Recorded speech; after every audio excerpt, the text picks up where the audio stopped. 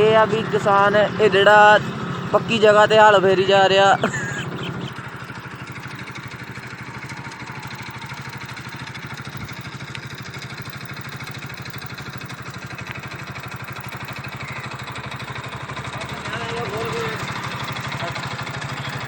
मालिक भी कल रेट है नहीं बिल्कुल 150 पौने 200 190 ताई। हाँ जी बस ये है भी चलो बूटे बाटे हुण खाली करने हैं ना।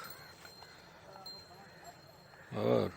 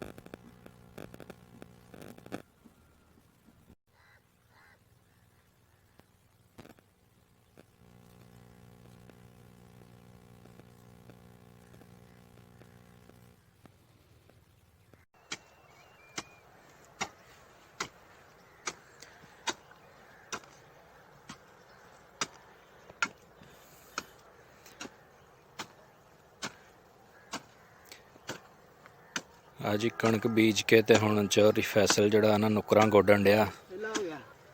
जड़े लोकी कहिंदे ना जिमींदारे च बड़ा पैसा है ते जिमींदार बड़े पैसे कमाउंदे, इदां पैसे कमाउंदे जे वेख लो मेरा वीर ध्यान ना। बाद च ते रोंदे ना सारे आटा महंगा हो गया जी, आटा महंगा हो गया।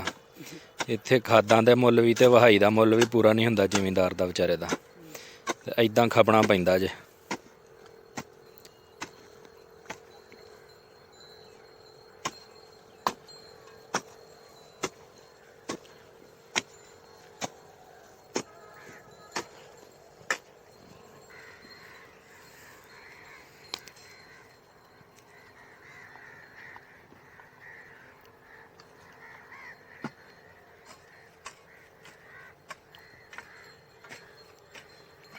इधर कणक बीज के छट्टा करके ते उत्ते सुहागा दिता जा रहा है जी ढग्गियां दे नाल।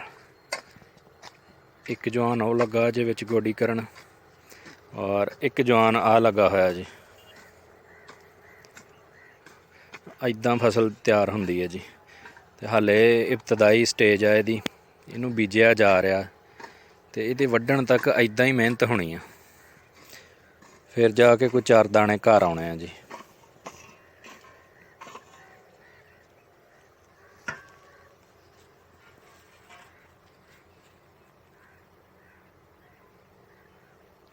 कल रेट है नहीं बिल्कुल 150 पौने 200 190 ताई। हाँ जी बस ये है भी चलो बूटे बाटे हुण खाली करने हैं ना। और